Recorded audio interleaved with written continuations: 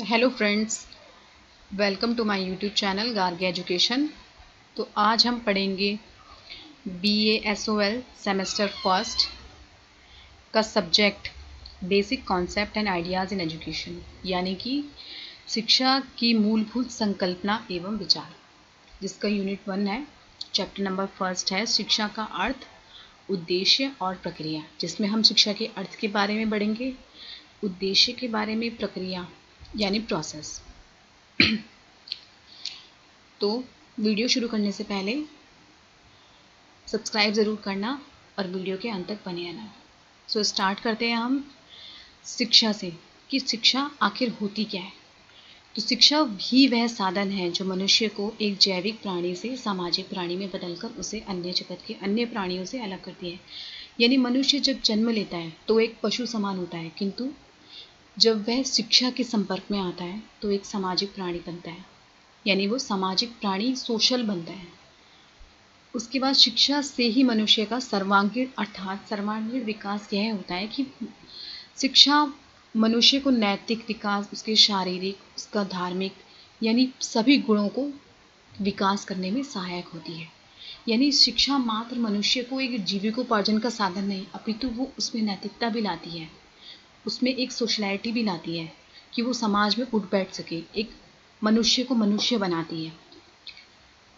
एक शिक्षित व्यक्ति ही समाज में अपने कर्तव्यों का पालन करते हुए राष्ट्रीय विकास में भी अपना योगदान, अर्थात पहले वह शिक्षा ग्रहण करके अपने घर परिवार या अपने बड़े जनों उनकी जिम्मेदारी नहीं लेता, अपितु वह राष्ट्रीय विकास में भी अपना योगदान देता है, यानी देश के विकास में भी।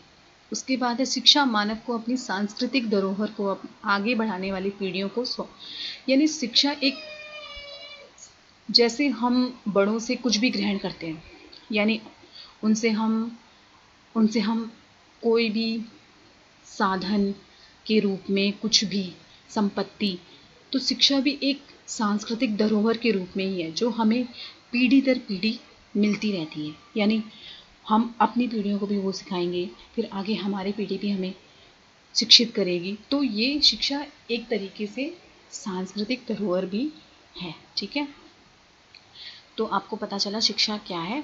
तो इतना आप अगर एग्जाम में आएगा तो आप इसको सरल भाषा में लिख सकते हैं। उसके बाद है शिक्षा का अर्थ क्या होता है। अब शिक्षा शब्द की उत्पत्ति अगर पूछा जाएगा कि शिक्षा का अर्थ क्या है, तो अर्थ के हिसाब से शिक्षा की जो उत्पत्ति है, यानी शिक्षा शब्द की उत्पत्ति है जो वो संस्कृत भाषा के शिक्षु धातु से हुई है, जिसका अर्थ है सीखना व सिखाना। यानी शिक्षा केवल मात्र ग्रहण करना नहीं होता, बल्कि किसी को सिखाना भी, यानी हमने जो सीखा है हम उसको दूसरे को भी सिखाते हैं। अगर हम में नैतिकता है, हमें धर्म की नॉलेज है, हमें किसी भी चीज़ की नॉलेज है, तो हम दूसरे को भी वो नॉलेज, यानी हम अपने माँ बाप से जैसे सीखते हैं तो वैसे हम अपने बच्चों को भी सिखाते हैं। तो शिक्षा हमें सीखना व सिखाने की एक प्रक्रिया होती है। इस व्याख्या के अनुसार यह कहा जा सकता है कि शिक्षा एक सीखने सिखाने की प्रक्रिया है। ठीक है, तो ये शिक्षा का अर्थ हो गया। उसके बाद ये तो संस्कृत भाषा में शिक्षा, बाकी अंग्रेजी भाषा में क्या कहते हैं। अंग्रेजी भाषा में एजुकेशन कहते हैं शिक्षा को, जो कि आपको पता होगा। तो एजुकेशन शब्द जो है वो लैटिन भाषा के दो शब्दों से एडुकेटम और एडुकेयर से लिया गया है, तो जिसका अर्थ है शिक्षण। एडुकेटम का क्या अर्थ है, शिक्षण, और एडुकेयर का अर्थ है प्रशिक्षित करना, वही यानी सीखना व सिखाना। तो दोस्तों ये थी शिक्षा का अर्थ। तो शिक्षा का अर्थ अगर आप एग्ज़ाम में देंगे तो शिक्षा क्या होती है, शिक्षा के अर्थ क्या होते हैं और शिक्षा की परिभाषाएं क्या होती हैं, यानी शिक्षा होती क्या है। हमारे जो मनोवैज्ञानिक हैं, दार्शनिक हैं, या कोई भी समाजशास्त्री हैं, बड़े बड़े विद्वान हुए हैं हमारे भारत में, तो उन्होंने शिक्षा को अपनी तरह से डिफाइन किया है कि शिक्षा ये होती है, शिक्षा ये। तो शिक्षा क्या होती है तो आगे पढ़ेंगे हम। तो उनके विचार इस प्रकार हैं जैसे कि हमारे वेदों में भी शिक्षा के बारे में बता रखा है कि शिक्षा वह है जो व्यक्ति को आत्मनिर्भर और निस्वार्थ बनाती है। यानी शिक्षा मनुष्य को सेल्फ डिपेंड बनाती है, यानी अगर मनुष्य पढ़ा लिखा है तो वह अपने लिए खुद कमा सकता है, अपने निर्णय ले सकता है, तो उसे आत्मनिर्भर बनाती है, वह निस्वार्थ बनाती है।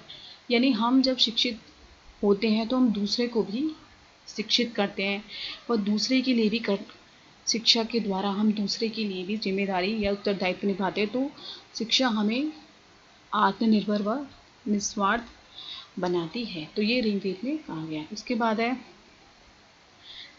स्वामी विवेकानंद ने क्या कहा है शिक्षा के बारे में, मनुष्य की अंतर्निहित पूर्णता को, यानी कि आप में जो क्वालिटीज़ होती है, जो अंदर छुपी होती है प्रतिभा, उसे भी बाहर निकालता है, वह अभिव्यक्त करता है। यानी इंसान को इंसान की पूर्णता को अभिव्यक्त करता है, उसको पशु से इंसान बना के पूर्ण बनाता है। तो ये थे स्वामी विवेकानंद। उसके बाद अलग अलग ऐसे ही हमारे दार्शनिक और मनोवैज्ञानिक हुए हैं, जैसे जिद्दू कृष्णमूर्ति हो गए, आप इनको डिफाइन कर सकते हैं। उसके रविन्द्रनाथ टैगोर ने पेस्टोलॉजी और हर्बर्ट सस्पेंसर, ऐसे अलग अलग हमारे वैज्ञानिकों व समाजशास्त्रियों ने शिक्षा को परिभाषित किया है। ठीक है। उसके बाद है अंत में जैसे राष्ट्रीय शिक्षा आयोग ने भी शिक्षा के बारे में क्या किया है 1986 में, शिक्षा हमारे भौतिक और आध्यात्मिक विकास की आवश्यकता पूर्ति करने का साधन है। यानी शिक्षा जो, अगर हमें कुछ भी चाहिए, यानी जीवन में हम मात्र नैतिकता ही नहीं अपितु भौतिक वस्तुएं, चाहे कपड़ा, मकान या घर या भोजन, तो वो हमें शिक्षा के माध्यम से ही प्राप्त हो सकती है। एक शिक्षित व्यक्ति ही आगे अपने जीविकोपार्जन के साधन ढूंढ सकता है, या और आध्यात्मिक विकास की आवश्यकता पूर्ति करने का भी वह साधन है। ठीक है। तो इस प्रकार से आप अलग अलग डेफिनेशन दे सकते हैं एग्ज़ाम में। इतना आपको समझ आ गया होगा। आगे हम पढ़ेंगे व्यापक अर्थ में तथा संकुचित अर्थ में शिक्षा क्या होती है। तो व्यापक अर्थ और संकुचित अर्थ, व्यापक मतलब क्या होता है, व्यापक मतलब होता है कि बड़े पैमाने में, यानी, और संकुचित होता है यानी छोटा। आपको अर्थ से ही समझ आ रहा, संकुचित मतलब होता है छोटा। तो शिक्षा एक सतत प्रक्रिया है। शिक्षा क्या है सतत प्रक्रिया है, यानी निरंतर चलने वाली प्रक्रिया। प्रोसेस क्या है कि हमेशा वो चलती रहती है। शिक्षा ऐसा नहीं है, ज्ञान जो होता है वो कभी भी कम नहीं होता। आप जितना ज्ञान लोगे आप वो कम है, तो जिसे ज्ञान और अनुभव के रूप में भी देखा जा सकता है। तो यह व्यक्ति तथा समाज के कल्याण के अनुकूल होती है, यानी समाज का विकास ही शिक्षा द्वारा होता है। एक अशिक्षित व्यक्ति, आपको पता है कि अगर अशिक्षित व्यक्ति समाज में उतनी कर्तव्य निर्वहन नहीं कर सकता जितना एक शिक्षित व्यक्ति और सामाजिक व्यक्ति कर सकता है। तो शिक्षा की व्यापक दो अर्थों में देखा जा सकता है, व्यापक और संकुचित। तो व्यापक अर्थ में देखा जाए तो, व्यापक अर्थ मतलब होता है कि बड़े पैमाने में, तो व्यापक अर्थ में देखा जाए तो शिक्षा किसी भी समाज में सदैव चलने वाली एक सामाजिक प्रक्रिया, यानी कि वह सदैव, यानी जीवन से लेके जब हम जन्म लेते हैं और मरण तक हम कुछ ना कुछ सीखते रहते हैं, वही व्यापक शिक्षा है। यानी हम अपने बड़े जनों से, अपने समाज से, अपने फ्रेंड्स से, अपने किसी से भी, यानी हम अपने से छोटों से भी कुछ ना कुछ सीखते रहते हैं, तो वो शिक्षा क्या होती है व्यापक होती है, कि हम कुछ ना कुछ सीखते हैं। उसका वो निरुद्देश्य होती है, कि जरूरी नहीं है उसका कुछ ना कुछ उद्देश्य है, यानी हमें कोई ना कोई सीख मिलती रहती है, किताबों से भी मिलती रहती है, यानी हम कोई भी बुक पढ़ते हैं हमें उससे भी कुछ ना कुछ मिलता रहता है। तो वो एक व्यापक अर्थ में है, जिससे मनुष्य की जन्मजात शक्तियों का विकास होता है, यानी मनुष्य एक नैतिक प्राणी बनता है तथा उसके ज्ञान व कौशल में वृद्धि होती है, यानी वे कुशल बनता है। और व्यवहार में परिवर्तन, यानी शिक्षा इंसान की बिहेवियर में भी चेंजेस लाता है।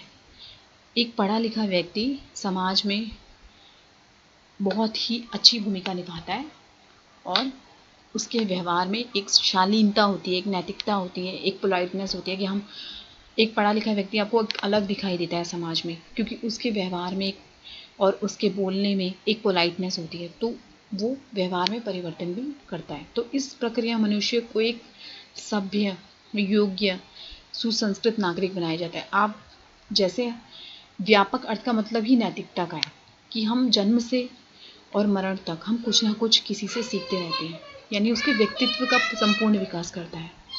उसके अनुसार शिक्षा उन सभी अनुभवों का समावेश है जो व्यक्ति को जन्म से मृत्यु तक प्रभावित करते हैं। यानी वही संकुचित अर्थ में, अब व्यापक अर्थ में तो आपने पढ़ लिया कि व्यापक अर्थ में क्या होता है कि निरुद्देश्य होती है शिक्षा, शिक्षा का कोई भी जरूरी नहीं है उद्देश्य होता है, शिक्षा नैतिकता होती है, शिक्षा हम किसी से भी सीखते हैं, तो वही व्यापक अर्थ में। वहीं संकुचित अर्थ में क्या होता है, तो संकुचित अर्थ में वो होता है जैसे हम अभी पढ़ रहे हैं कि हम कोई ज्ञान ले रहे हैं, स्कूल में दिए जाने वाले निर्देशों को शिक्षा कहा जाता है। यानी हम स्कूल पढ़ते हैं, जैसे हम 3 साल के होते हैं तो हम अपना एडमिशन कराते हैं, उसके बाद हमारा डेट वेन्यू सब डिसाइड होता है कि हमें यहाँ जाना है, इस समय पढ़ना है और इतना होमवर्क करना है। तो इस संकुचित अर्थ में हो गया कि एक निश्चित अवधि होती है, निश्चित स्थान होता है और एक सुनियोजित ढंग से, यानी एक टाइम टेबल के हिसाब से पढ़ते हैं कि हमें अब पढ़ना है। तो वो संकुचित अर्थ हो गया शिक्षा का, जिसके द्वारा व्यक्ति निश्चित पाठ्यक्रम को पढ़ के, एक सिलेबस होता है, एक तय सिलेबस होता है कि आपको ये पढ़ना है और परीक्षा करके यानी फिर एग्ज़ाम देना है हमें, और एग्ज़ाम में हमें प्रमोट किया जाएगा अगली क्लास में। तो ये संकुचित अर्थ है। ये तो शिक्षा एक पाठ्यक्रम को निश्चित किया गया है पाठ्यक्रम सिलेबस कि हाँ इतना पढ़ना है हमें और हमें अब एग्ज़ाम देना है, फिर हमें अगली क्लास में जाना है। तो ये संकुचित अर्थ है। ठीक है, तो आपको समझ आए कि व्यापक अर्थ क्या होता है। व्यापक अर्थ में वही जो हम जन्म से मृत्यु तक कुछ ना कुछ सीखते रहते हैं, सुसंस्कृत बनते हैं सभ्य। और संकुचित अर्थ में कि हमारा एक पाठ्यक्रम डिसाइड होता है कि हमें इतना ही पढ़ना है। आगे व्यापक अर्थ में शिक्षा के कुछ पॉइंट्स हैं, जैसे यह शिक्षा आजीवन चलती है। मैंने जैसे आपको पहले बताया कि जन्म से मृत्यु तक चलती है, तो आजीवन चलती है। यह नियोजित, यानी कि ये टाइम टेबल के हिसाब से भी और टाइम टेबल के हिसाब से दोनों, मतलब नियोजित और अनियोजित, जिसको योजित किया भी जा सकता है, नहीं भी, दोनों प्रकार से की जा सकती है। और शिक्षा के उद्देश्य होते हैं किंतु सीमा में बांधा। इसके भी उद्देश्य हो सकते हैं क्योंकि इसको सीमा में नहीं बांधा जा सकता, कोई लिमिट नहीं है इसकी कि हाँ हमने इतना ही पढ़ना है, अब इतना ही सीखा है हमने, नहीं। इनकी पाठ्य चर्चा बहुत ही व्यापक होती है, बहुत बड़ी होती है, बड़े पैमाने पे हम बड़ा सीखते हैं कुछ। इसमें विभिन्न शिक्षण विधियाँ, यानी अलग अलग शिक्षण विधियाँ होती है, यानी एक ही शिक्षण विधि नहीं होती कि हमें ये, अब हमने इसमें एडमिशन ले लिया तो हम इतना ही पढ़ेंगे बाकी नहीं। तो इसमें हर शिक्षण विधियाँ बहुत सी करवाई जाती हैं। समय व स्थान की कोई बाध्यता नहीं होती, कोई भी समय और स्थान हो सकता है, इसकी कोई भी टाइम लिमिट या कुछ भी नहीं होता है। उसके बाद है ये किन्हीं दो व्यक्तियों के बीच की, ये 2 व्यक्तियों के बीच की प्रक्रिया हो सकती है। वो 2 व्यक्ति कोई भी हो सकते हैं, ये ज़रूरी नहीं है कि आपका शिक्षक ही हो सकता है या आप विद्यार्थी ही हो सकते हैं। तो ये 2 व्यक्तियों के बीच की प्रक्रिया हो सकती है। उसके बाद वही संकुचित अर्थ में शिक्षा को आप कैसे एक्सप्लेन करेंगे पॉइंट्स में, तो ये निश्चित समय में चलने वाली शिक्षा है। मैंने जैसे अपना टाइम लिमिट होती है, नियोजित तरीके से टाइम टेबल के हिसाब से, उद्देश्य निश्चित, इसका उद्देश्य निश्चित होता है कि हाँ इस उद्देश्य के लिए इस शिक्षा को पढ़ाया जा रहा है कि हमने डॉक्टर बनना है तो हम MBBS कर रहे हैं, या हमने इंजीनियर बनना है तो हम ये कर रहे हैं। तो ये निश्चित है। इनका एक सुनिश्चित, यानी कि सुनिश्चित पाठ्यक्रम सिलेबस होता है, तय सिलेबस होता है कि इतने सिलेबस को हमने पढ़ना है। उसके बाद शिक्षा का स्थान व समय पहले से निर्धारित किया जाता है, टाइम वेन्यू पहले से ही डिसाइड होता है। यह शिक्षक व विद्यार्थी, अब ये ध्यान देना कि शिक्षक एवं विद्यार्थी के बीच की ही प्रक्रिया है, ये कोई भी 2 व्यक्ति नहीं, केवल शिक्षक यानी कि हमारा टीचर और जैसे हम स्टूडेंट, हमारे बीच की ही प्रक्रिया है। तो ये आपको समझ आया होगा कि शिक्षा, तो फ्रेंड्स आई होप आपको शिक्षा का अर्थ, उद्देश्य और प्रक्रिया समझ आई होगी। ठीक है, तो नेक्स्ट वीडियो में हम अगला चैप्टर लेके आएंगे। तो आई होप आपको वीडियो पसंद आई होगी, तो सब्सक्राइब ज़रूर करना। तो मिलते हैं नेक्स्ट वीडियो में। Okay, thank you.